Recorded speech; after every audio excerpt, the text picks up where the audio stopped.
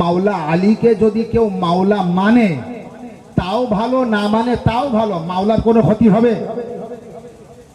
মাওলার কোনো ক্ষতি হবে না। তবে যে মাওলাকে না মানবে তার বড় ক্ষতি হবে।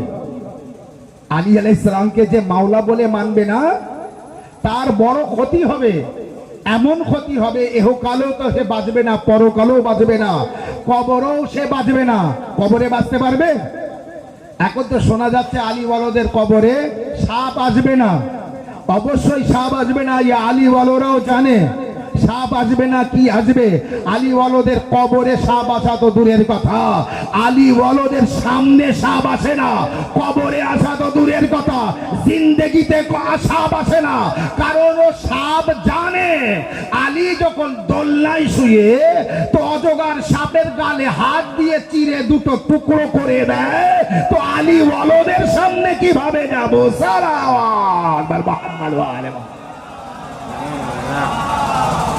কবরে আসা তো দূরের কথা, ও অনেক পরে যে কবরে আসবে, আগে তো দুনিয়ায় দেখে নেই। আমরা যতদিন বেঁচে আছি, কসম খোদার, যদি আপনি আলীওয়ালা হন, সঠিক আলীওয়ালা হন, তো আপনার সামনে কোনো বিষাক্ত সাপ আসতেই পারে না, আপনাকে কামড়াতেই পারে না, কোনো ক্ষতি, আপনার দুনিয়ার কোনো কীট পতঙ্গ আপনাকে ক্ষতি করতেই পারে না।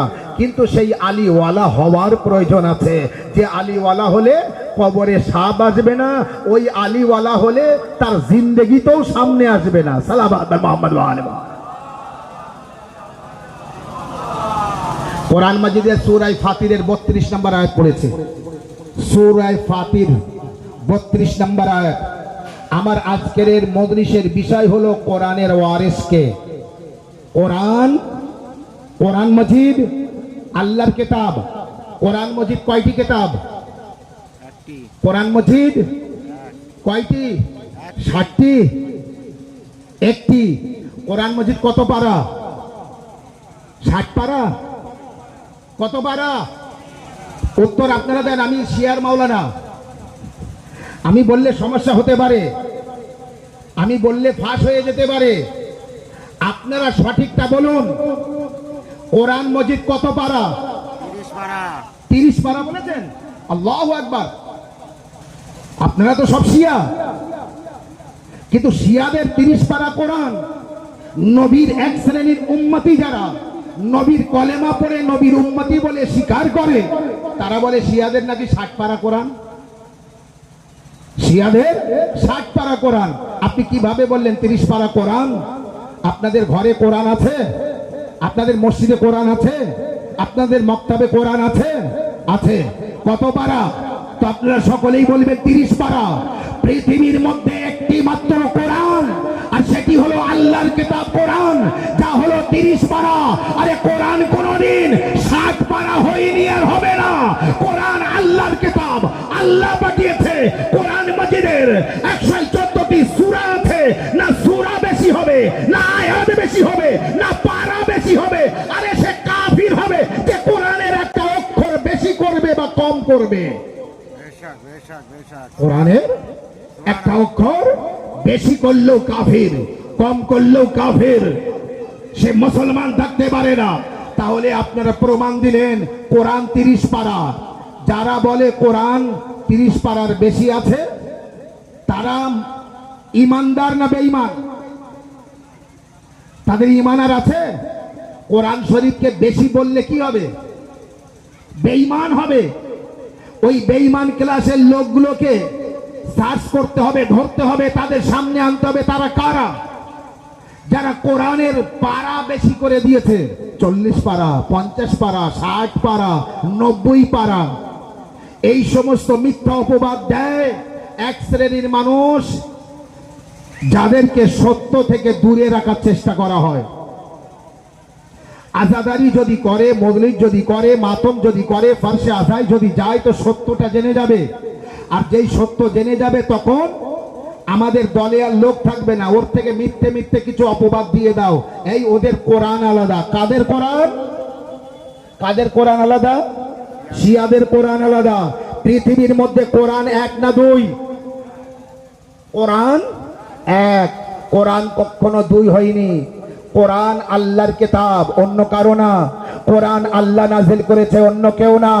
তাহলে কোরআন এক, কোরআনের মধ্যে ভুল নেই। কোরআন আল্লাহর বাণী, 114টি সূরা। আর কোরআন মাজিদের মধ্যে যে সূরা আছে, যে আয়াত আছে, হ্যাঁ, সূরা হাম থেকে শুরু, সূরা নাসের শেষ, এর মধ্যে না বেশি আছে না কম আছে। এই কোরআনে মাজিদকে পরিষ্কার বলে বুঝিয়ে দিয়েছি 30 পারা কোরআন। আর কোনো সন্দেহ নেই, যে ব্যক্তি বলে 30 পারার বেশি, সে বেঈমান ক্লাসের লোক, তার মধ্যে ঈমান নেই। দ্বিতীয় কথা বুঝিয়ে দিলাম। তৃতীয় আপনাকে বোঝানোর চেষ্টা করছি, আপনি বলুন কোরআনের উত্তরাধিকারী কে? কোরআনের ওয়ারিস কে? কোরআনের ওয়ারিস কে আছে? ভাই, আপনার জমির মালিক, আপনার জমির উত্তরাধিকারী, আপনার জমিন জায়দাদ, অর্থ, সোনা দানা, হীরা মণি মুক্ত, টাকা পয়সা, বাড়ি গাড়ি যা আছে, আপনার পরে কে পাবে? গ্রামের লোক না আপনার ছেলে? গ্রামের লোক না আপনার মেয়ে? গ্রামের লোক না আপনার খানদানের লোক? না আপনার বাড়ির লোক? না আপনার যে ওয়ারিস থাকবে সেই?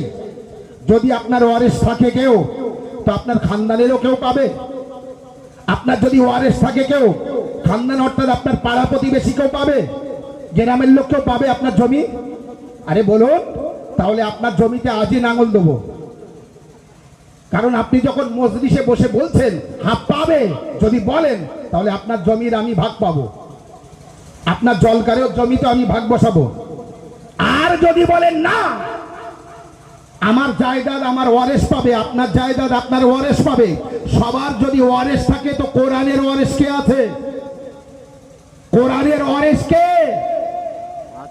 মাওলানা, মুফতি, হাফিজ, কারি, আপনি, আমি, আমার বাপ, আপনার বাপ, আমার দাদা, আপনার দাদা, পীর, ওলি, আউলিয়া, রাজা, বাদশাহ, গৌস, কুতুব, খাজা, আলিম, ওলামা, বড় লোক, ধনী লোক, গরিব, ছোট বড়, নারী, পুরুষ, মিশরের লোক, শামের লোক, বাসরার লোক, কুফার লোক, সৌদির লোক, মক্কার লোক, মদিনার লোক, ভারতের লোক, পাকিস্তানের লোক, বাংলাদেশের লোক। আরে কোথাকার মানুষ কোরআনের ওয়ারিস আমাকে বলতে হবে? কোরআন একটা, কোরআন দুটো না, কোরআন আলাদা না। তাহলে কোরআনের ওয়ারিস কে আছে? আপনার জমি জায়গার ওয়ারিস যদি আপনার কেউ থাকে, সেই মালিক। আমার জমি জায়গার মালিক, আমার যে ওয়ারিস, আমার দোকানের মালিক, আমার মৃত্যুর পরে কে পাবে? আমার যে ওয়ারিস থাকবে, আমার ছেলে থাক মেয়ে থাক, সেই আমার ওয়ারিস, সেই পাবে। কোরআন আল্লাহর কিতাব, কোরআনের ওয়ারিস কে? যে কোরআনের ওয়ারিস, সেই কিন্তু কোরআন যেভাবে পরিচালনা করবে সেইভাবে কোরআন পরিচালনা হবে। কোরআনের উত্তরাধিকারী কেউ হতে পারবে না, যে কেউ হতে পারবে না। আপনাকে বলি, আপনি একবার বলুন কোরআনের উত্তরাধিকারীকে, কোরআনের ওয়ারিসকে। ভাই বলুন, আপনি বলতে পারবেন না?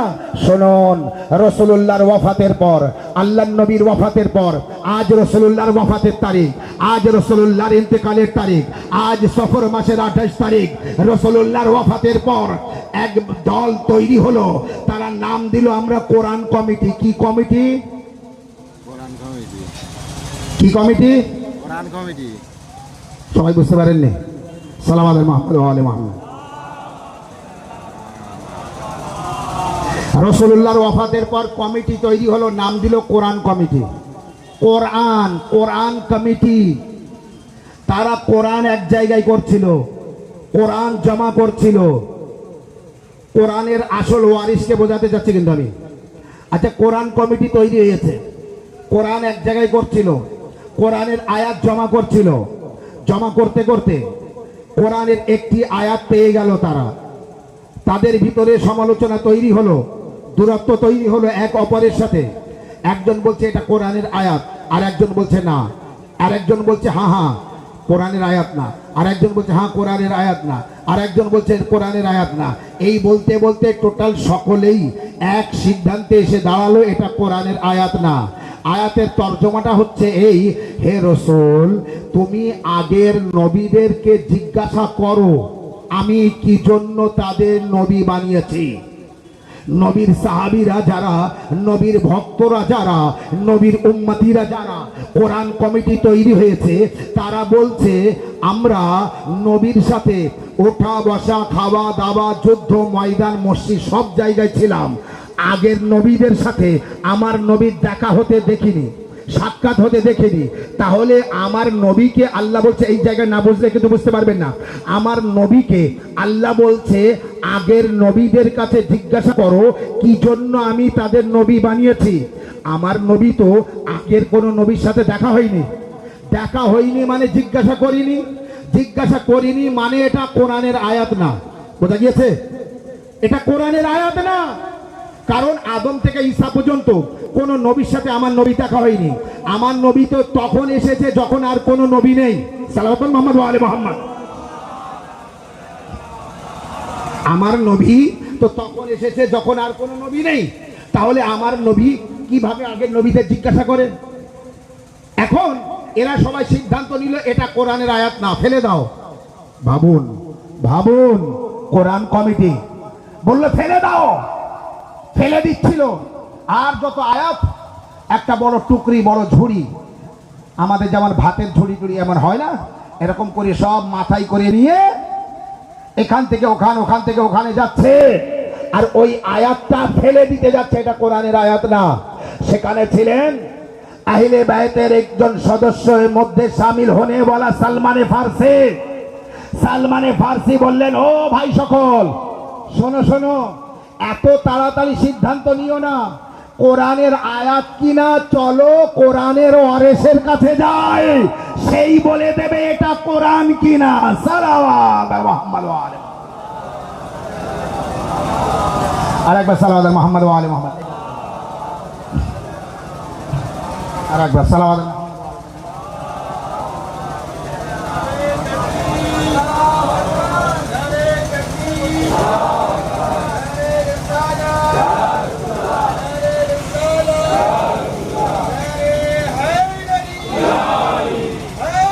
ইয়ালি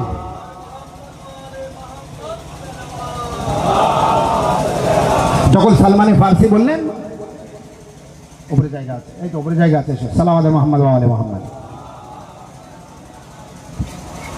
যখন সালমানে ফার্সি বললেন এত তাড়াতাড়ি সিদ্ধান্ত নিও না, চলো কোরআনের ওয়ারিসের কাছে যাই, তখন সবাই বলল সে কে?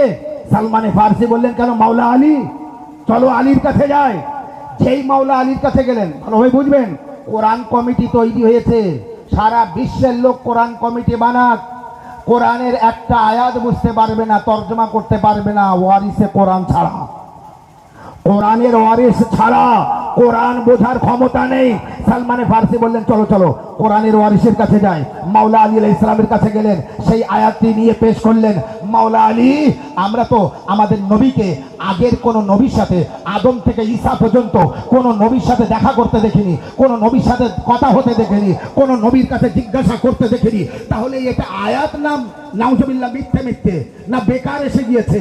এটা হয়তো কোরআনের আয়াত না, এটা হয়তো হাদিস হতে পারে, বা এমনি এসে গিয়েছে।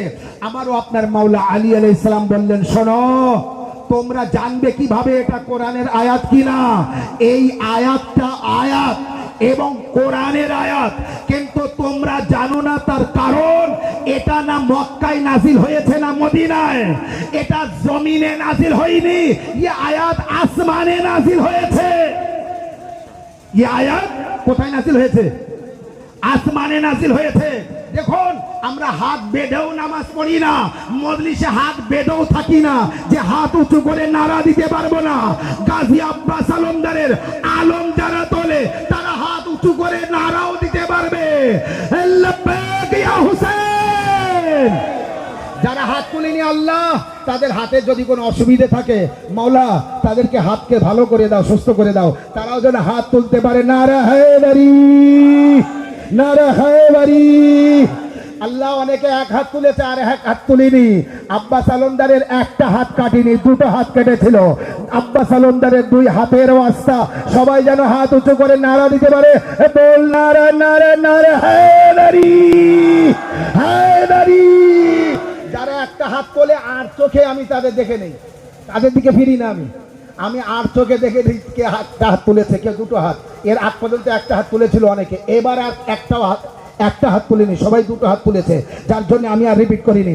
আল্লাহর কাছে দোয়া থাকলো মজলিসের ওয়াস্তা এবং দোহাই, মাওলা যেন আমাদের সকল আজাদারদের এই হাতকে সালামত রাখুক এবং এই হাতকে সহি রাখে, এবং শেষ নিঃশ্বাস ত্যাগ করা পর্যন্ত এই দুই হাত তুলে সুস্থ শরীরে তাকবীরাতুল ইহরাম দিতে পারি, অর্থাৎ আল্লাহ সুস্থ শরীরে যেন তোমার ইবাদত করে মরতে পারি। দুই হাত যেন সালামত থাকে, শরীর যেন সুস্থ থাকে, সালামত থাকে। মাওলা আলী আলাইহিস সালাম বললেন, এটা কোরআনের আয়াত, এটা জমিনে নাজিল হয়নি, এটা চতুর্থ আসমানে নাজিল হয়েছে। কোন আসমানে? চতুর্থ আসমানে নাজিল হয়েছে। আচ্ছা বলুন, চতুর্থ আসমানে নাজিল হওয়া আয়াত দুনিয়ার কোন মানুষ বলতে পারে?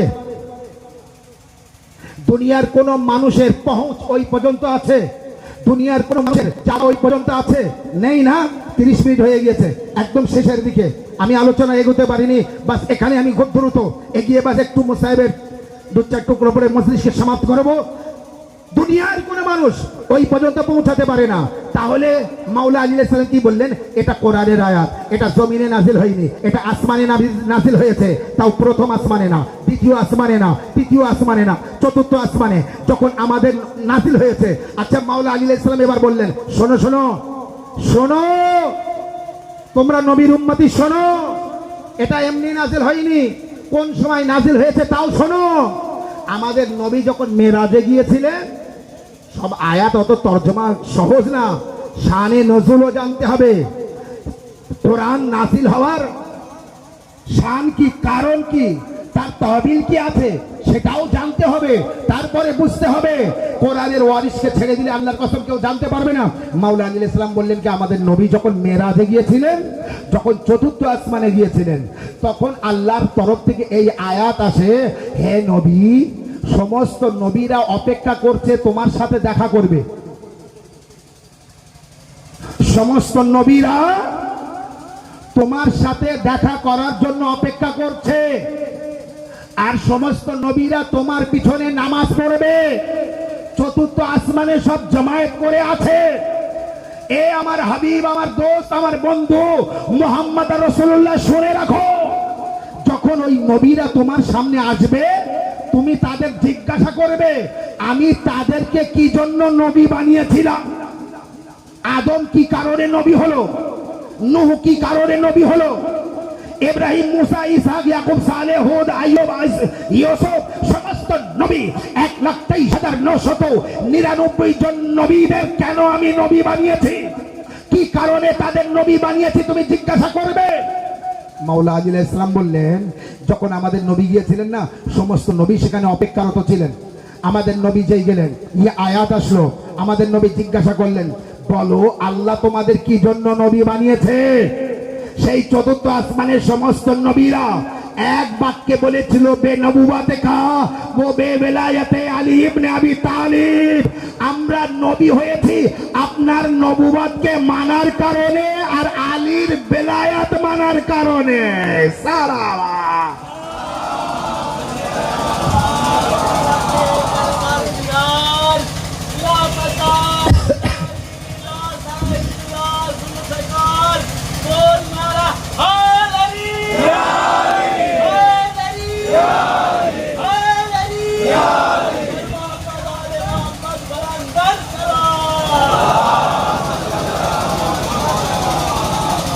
কোরআনের বিষয় যে বলতে পারে না, সে কোরআনের ওয়ারিস হলো কিভাবে? আপনার জমি জায়গা, আপনার বাপের কোথায় কি আছে, আপনি বাপের ছেলে, আপনি বাপের ওয়ারিস? আপনি বলতে পারবেন না, গ্রামবাসী বলতে পারবে? আপনি বলতে পারবেন না, এলাকাবাসী বলতে পারবে? যে ওয়ারিস সেই বলবে তার বাপের জমি কোথায়, জায়গা কোথায়, গাড়ি কোথায়, বাড়ি কোথায়, টাকা কোথায়, পয়সা কোথায়, এবং সোনা দানা হীরা মণি মুক্ত কোথায় কি আছে, বাপ কোথায় কি করেছে, ডায়েরি কোথায় আছে, সব কিছু ছেলে বলবে। যে ওয়ারিস, কোরআনের মধ্যে কি আছে কেউ বলতে পারবে না, কোরআনের ওয়ারিস বলতে পারবে। প্রথম ওয়ারিস রাসূলুল্লাহ, দ্বিতীয় মাওলা আলী, মা ফাতেমা জাহরা, ইমামে হাসান, ইমামে হুসাইন, জাইনুল আবেদিন, মুহাম্মদ বাকর, জাফর সাদিক, মুসা কাযিম, আলী রেজা, মুহাম্মদ তাকি আলী নকি, হাসান আসকারি, ইমামে মেহদি আলাইহিস সালাম। এই হচ্ছে কোরআনের ওয়ারিস, এই হচ্ছে কোরআন মজিদের উত্তরাধিকারী। কোরআন বুঝতে গেলে কোরআনের ওয়ারিস ছাড়া বোঝা যাবে না। কোরআনের মালিক, কোরআনের ওয়ারিস। আমার ভাষায় বলছি, আল্লাহ কোরআন নাজিল করেছে, কিন্তু কোরআনের ওয়ারিস কেউ না। যে কেউ বলবে আমি কোরআনের ওয়ারিস, বাবা তুমি কোরআন মুখস্থ করেছো, তুমি হাফিজ, তুমি সুর দিয়ে পড়তে পারো, তুমি কারি। আমি কোরআন পড়ি, আমি কারি। আমি নামাজ পড়ি, আমি নামাজি। রোজা রাখি, আমি রোজাদার। হজ করেছি, আমি হাজি। কলেমা পড়েছি, আমি মুসলমান। কোরআনের ওয়ারিস না। কোরআনের ওয়ারিস আলাদা, হাফিজ আলাদা। কোরআনের ওয়ারিস আলাদা, কারি আলাদা আলাদা, কোরআন পড়া আলাদা। আরে জীবিত থাকা কোরআনের ওয়ারিস আর কোরআন পড়নেওয়ালার মধ্যে পার্থক্য। কোরআন পড়নেওয়ালা হাফিজ কারি জীবিত থাকাকালীন কোরআন পড়তে পারবে, মৃত্যুর পরে আর কোরআন পড়তে পারে না। আর কোরআনের ওয়ারিস শাহাদাতের পরও নেজার উপরে কাটা ছেড়ে কোরআন পড়ে বুঝিয়ে দেয় আমরাই কোরআনের ওয়ারিস। لبيك يا حسين لبيك يا حسين لبيك يا حسين। এই জন্যে গত পরশুদিন আমি মজলিসে বলেছিলাম না, যখন বলেছিল কি আমরা সিরাতে মুস্তাকিম দেখতে চাই, মনে পড়েছে পরশু রাতের মজলিসে কবি সাহেব সিরাতে মুস্তাকিম, আর তাতে আমি কবি সাহেবের নারা না লাগানো পর্যন্ত মজলিস শেষও করিনি। সিরাতে মুস্তাকিম, তো সেখানে হযরতে আবু বকর রাদিয়াল্লাহু তাআলা আনহুর প্রশ্ন ছিল, ইয়া রাসূলুল্লাহ সিরাতে মুস্তাকিম বারবার বলেন, আপনি দেখান, আপনি দেখান। আল্লাহর নবী দেখিয়েছিলেন, হাযা আলিউন সিরাতে মুস্তাকিম, এই আলী হলো সোজা রাস্তা। বাস এই পর্যন্ত আমি বলেছিলাম, ঠিক না? এই পর্যন্ত বলেছিলাম, কিন্তু এর পরের কথাটা আমি বলতে পারিনি। কোরআনের ওয়ারিস মাথায় রাখবেন আর সিরাতে মুস্তাকিম মাথায় রাখবেন বলে আমি মুসাহিবে যাব। সিরাতে মুস্তাকিম ইবলিসকে যখন আল্লাহ বার করে দিল, তাড়াতাড়ি বলে দিচ্ছি, ইবলিসকে যখন আল্লাহ বলল ফাখরুজ, বেরিয়ে যা আমার দরবার থেকে, আমি তোর উপরে লানাতের বেড়ি পরিয়ে দিলাম। তো ইবলিস বলল আমি যাচ্ছি, কিন্তু আমার কিছু শর্ত আছে, দাবি আছে, চাওয়া আছে।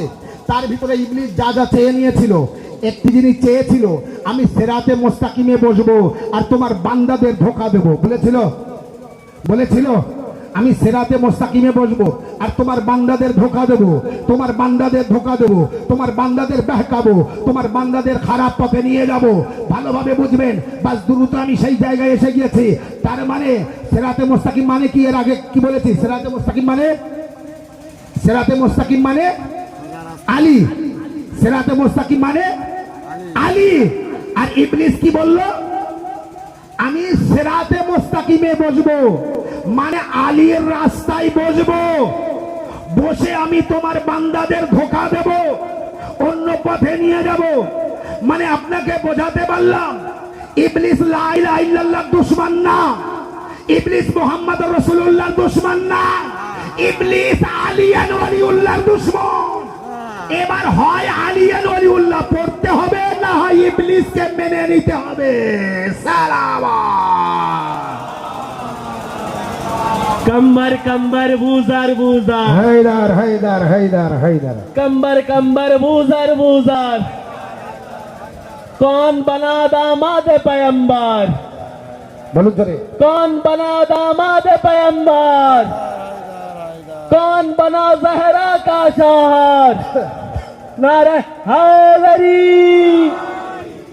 সময় একদম শেষের দিকে, তাই ফজিলতে আমি এগিয়ে যেতে পারলাম না। কোরআনের ওয়ারিস নিয়ে আরো কথা দলিল সহকারে বলার দরকার ছিল, কিন্তু সময় একদম শেষ। তার জন্য আপনাকে বলবো, কোরআনের ওয়ারিস হলো 14 জন। এর বাইরে কোরআনের ওয়ারিস যে যে বলবে আমি কোরআনের ওয়ারিস, আমি ওয়ারিস, আমি ওয়ারিস, সব মিথ্যাবাদী, সব মিথ্যাবাদী। আমারও আপনার মাওলা বলেনি, আনা সিদ্দিকুল আকবর, আমি সব থেকে বড় সত্যবাদী। লা ইয়াকুলুহা বাদি ইল্লা কাজ্জাব, আমার পরে যে এই কথা বলবে যে আমি সত্যবাদী, সে সব থেকে বড় মিথ্যাবাদী। আলী আলাইহিস সালাম বলেছেন, ওয়া আনা কোরআনুন নাতিক, আর আমি বলনেওয়ালা কোরআন, আর আমি আর আমি বলনেওয়ালা কোরআন। এই হলো কোরআনের ওয়ারিস, যে কোরআনের আয়াত এ টু জেড বলতে পারে। কোথায় নাজিল হলো, কি জন্য নাজিল হলো, কোন সময় নাজিল হলো, কি কারণে নাজিল হলো, কার উপর নাজিল হলো, এবং কোরআনের হেফাজত করনেওয়ালা আল্লাহ। কোরআন মজিদের সূরা ফাতিরের 32 নম্বর আয়াত যেটা তর্জমা যেটা পড়েছিলাম, তার তর্জমা হচ্ছে এই, আল্লাহ বলছে যে আমি বান্দাদের মধ্যে বেছে নিয়েছি যাকে, তাকেই আমি কোরআনের ওয়ারিস বানিয়েছি। ওই যে আমি কোরআনের আয়াত পড়েছিলাম সূরা ফাতিরের 32 নম্বর আয়াত, সেই আয়াতের তর্জমা এই যে আমি বান্দাদের মধ্যে যাকে বেছে নিয়েছি, খুঁজে নিয়েছি, তাকেই আমি ওয়ারিস বানিয়েছি। যে কেউ ওয়ারিস না, আল্লাহ বানিয়েছে ওয়ারিস। তার মানে মানুষ যে বানাবে, বানাতেই পারবে না, আল্লাহ বলছে আমি বানিয়েছি। তাহলে আল্লাহর বানানো ওয়ারিসকে যে না চিনবে, তার ইহকালও বরবাদ হবে, পরকালও বরবাদ হবে। আল্লাহর শুকরিয়া আদায় করুন। আমরা শিয়া ইসনা আশারি আল্লাহর বানানো ওয়ারিসকে পেয়েও গিয়েছি, মেনেও নিয়েছি, ভালোবেসেছি, আর দিন ও দুনিয়া, রাত ও দিন কাটাই আল্লাহর বানানো কোরআনের ওয়ারিসের সাথে মহব্বত রেখে। এর থেকে বড় পাওনা আর কি আছে? সালাওয়াত আর মুহাম্মদ ওয়া আলিহি ওয়া আল্লাহ আমাদের সকলকে ভালো রাখুক, সুস্থ রাখুক। বড় কষ্টের দিন আজ, সফর মাসের 28 তারিখ, বড় দুঃখের দিন আজ। কারোর বাপ যদি মারা যায়, তো এটাই মাওলানা সাহেব এসে বলে, দাফন করতে দেরি করতে নেই, যত তাড়াতাড়ি হয় দাফন করে দাও, কবর খুঁড়ে রাখতে নেই, যত তাড়াতাড়ি হয় দাফন করে দাও, গোসল দিয়ে রাখতে নেই, যত তাড়াতাড়ি হয় দাফন করে দাও, লাশ বেশিক্ষণ উপরে রেখো না। আল্লাহু আকবার। মাইকের আওয়াজ যত দূর যাচ্ছে, আমাদের নবীজির জানাজা 3 দিন কি জন্য রাখা ছিল? আমাদের নবীজির ওফাত হওয়ার পরে লাশ মোবারক 3 দিন কেন পড়েছিল? আমাদের নবী পাকের দাফন হতে 3 দিন কেন দেরি হলো? বিশ্বের মানুষ যদি জবাব দিতে পারে তো জবাব দিন, কি জন্য নবীজির জানাজা পড়েছিল? আমাদের কারোর জানাজা যদি দাফন করতে দেরি হয়, তো বলে লাশ আসতে দেরি হবে, অথবা কেউ বিদেশে আছে তার আসতে দেরি হবে, তাই দাফন হতে দেরি। আমাদের রাসূলুল্লাহ তো সবাই ছিল বাড়িতে, এর দাফন হতে দেরি হলো কেন? এর উত্তরে আপনি বুঝতে পারবেন। কাল্পনিকভাবে এখনই যদি আমি রাসূলুল্লাহর এই জায়গায় কাল্পনিকভাবে আমি নবীজির জানাজা কাল্পনিকভাবে দেখাই, তো এখানে নবীজির জানাজা মোবারক রাখবো, আর যারা নামাজে জানাজা পড়ছে তাদের পিছনে দাঁড় করাবো। 12 থেকে 13, খুব বেশি 14 জন মানুষকে নবীর জানাজায় পাওয়া যাবে, এর বেশি পাওয়া যাবে না। কয়েকদিন আগে আখেরি হজ করে ফিরে আসছেন 1,25,000 থেকে 30,000 হাজি সাথে, তার জানাজায় 14 জন কেন? বাকি লোক কোথায় গেল? এই বাকি লোক কোথায় গিয়েছিল? এই প্রশ্নের উত্তর খুঁজলে পাবেন 3 দিন দেরি কেন হয়েছিল। আল্লাহু আকবার। রাসূলুল্লাহর দাফন হতে যেভাবে রাসূলুল্লাহর জানাজা, যেভাবে রাসূলুল্লাহর ওয়াফাত, এর ভিতরে বড় রহস্য আছে, ওইভাবে এই তারিখে মাওলা আমাদের দ্বিতীয় ইমামে হাসান আলাইহিস সালামের জানাজায় তীর মেরেছিল। এ জানাজায় তীর কেন? এর পিছনে রহস্য আছে। নবীর কবরের পাশে কবর হতে দেয়নি, এর পিছনেও রহস্য আছে। আর কোনদিন কবরস্থান থেকে জানাজা বাড়িতে ফিরে আসে না দ্বিতীয়বার। রওয়ায়াতের মধ্যে আছে ইমামে হাসান আলাইহিস সালামের জানাজা ফিরে এসেছিল। কি জন্য ফিরে এসেছিল? বাস আজাদ আরো 1-2 মিনিটের মধ্যে সমাপ্ত করার চেষ্টা করছি। মুসাহেব যতটা চোখে পানি আসবে মা জাহরা কবুল করে নেবে। হ্যাঁ আল্লাহ আল্লাহ। ইমামে হাসানকে তার স্ত্রীর জায়দার মাধ্যমে এক বড় জালিম বিষ পান করালো। জায়দা যখন মাওলা ইমামে হাসানকে বিষ পান করালো না, ইমামে হাসান আলাইহিস সালামের শরীর সবুজ হয়ে গেল, যন্ত্রণায় কাতরাতে থাকে। ইমামে হাসান আলাইহিস সালামের বড় কষ্ট হয়। জায়দা তখন দিশেহারা হয়ে গিয়েছে। আমি কোন দিক দিয়ে পালাবো? আমি এ কি করলাম? ইমামে হাসান আলাইহিস সালাম নিজের স্ত্রীকে একটি কথা বলেছিলেন, শুনবেন? জায়েদা, আমি কি তোর ভালো স্বামী ছিলাম না? জায়েদা, কেন তুই এত বড় ক্ষতি করলি? জায়েদা, কি জন্য তুই এত বড় সর্বনাশ করলি? ইমামে হাসানের এই বলার সাথে সাথে বমি হতে থাকে আসাদার, কলিজা জ্বলতে জ্বলতে টুকরো টুকরো হয়ে বমির সাথে বার হচ্ছে। ইমামে হাসান আলাইহিস সালাম এসে গেলেন, মাওলা আব্বাস আলমদার এসে গেলেন, সাথে সাথে হুসাইন আসলেন, খবর দিলেন। ইমামে হুসাইন আসলেন, আসার পরে বললেন, ছোট্ট কাসিম, কাসিমকে বললেন, যাও তোমার ফুপি আম্মাদের ডেকে নিয়ে এসো। জাইনাব ও কুলসুমের বাড়িতে গেলেন। আগে আরবের জামানার কিছু নিয়ম ছিল শোক প্রকাশ করার। ওইটুকু বাচ্চা হযরতে কাসিম মাথায় ধুলো দিতে দিতে জাইনাবের ঘরের সামনে যেয়ে ক্রন্দন করছে। জাইনাব বাইরে এসে দেখে হাসানের লাল মাথায় ধুলো। বা কাসিমা তাড়াতাড়ি বার হলো, এক জনাবে কাসিমকে নিয়ে বাড়িতে আসলেন। ভাইয়ের বাড়িতে এসে দেখে ইমামে হাসান একটি পাত্রে ভাইয়া হাসান বমি করে রাখছে, কলিজা টুকরো টুকরো হয়ে বার হচ্ছে। হুসাইন মাথার ধারে, মাওলা আব্বাস আলমদার মাথার ধারে। হায় জাইনাব ও কুলসুম দেখলেন, হায় হাসানের এত কষ্ট হচ্ছে, এত যন্ত্রণা। এই জন্যই তো রাসূলুল্লাহ ইমামে হাসানের মুখে বারবার চুম্বন দিতেন, যে আমার হাসানের কলিজাই মুখ দিয়ে বার হবে, আমার হাসানের বড় কষ্ট হবে। হায় হাসানের কলিজা টুকরো টুকরো হয়ে যে পাত্রে বার হলো, পাত্রে রাখা হলো। ওসিয়াত করলেন মাওলা হুসাইনকে ডেকে। তারপরে মাওলা হাসান দুনিয়া ছেড়ে চলে গেলেন। গোসল দেওয়া হলো, কাফন পরানো হলো, নানা রাসূলুল্লাহর কবরের পাশে দাফন করতে নিয়ে যাওয়া হচ্ছে। সামনে এক মালুনা গাধার পিঠে সওয়ার কিছু জালিমদের নির্দেশ দিল, তারা তীর নিক্ষেপ করলো। তাদের উদ্দেশ্য রাসূলুল্লাহর কবরের পাশে দাফন হবে না।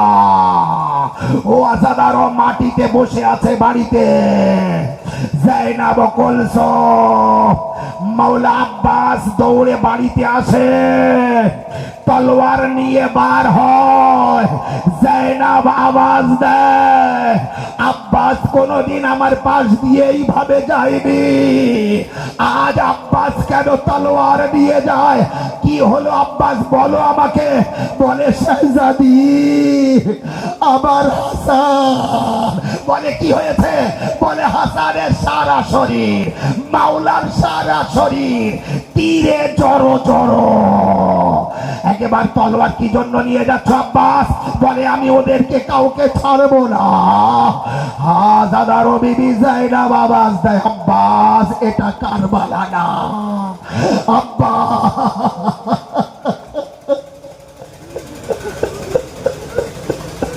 আব্বাস তলোয়ার রেখে যাও, যেভাবে বলে সেইভাবে যাও। খালি হাতে ফিরে গেলেন। মাওলা হাসানের জানাজা বাড়িতে নিয়ে আসলেন। বিবি জাইনাব ও কুলসুম দেখলেন ভাইয়ের জানাজা যেভাবে গিয়েছিল আবার ফিরে আসলো, কিন্তু পরিবর্তন। জানাজা সারা শরীরে তীর ফোটা দাগ, তীর ফুটে আছে। লাশ রাখা হলো জমিনে, একে একে তীর টেনে বার করা হলো। যেখান থেকে তীর টেনে বার করা হচ্ছে, গোশে টুকরো টুকরো হয়ে বাইরে আসছে। তীর ফোটা সহ তীর বার করা কঠিন, কত কষ্টে ইমামে হাসানের শরীর থেকে তীর টেনে বার করে নেওয়া হলো। হায়, ওই দিন ছোট্ট কাসিম বাবার লাশ থেকে তীর টেনে বার করা দেখে দেখে প্রতিটি তীরের সাথে বাবার গোশের টুকরো বাইরে আসছে। মনে হয় কাসিম ওই দিন ওয়াদা করেছিলেন, বাবা বাবা তোমার লাশা তীর লাগার পরও টুকরো বাইরে এসেছে, দাফন করতে পেরেছে। ও বাবা, কারবালায় তোমার কাসিম এমন ভাবে লাশের টুকরো জমিনে কারবালায় বিছিয়ে দেবে, মাওলা হুসেন জমিনে কারবালায় আওয়াজ দেবে, আইনা কাসিম, কাসিম তোমার হাত কোথায়, কাসিম তোমার আরেকটি পা কোথায়?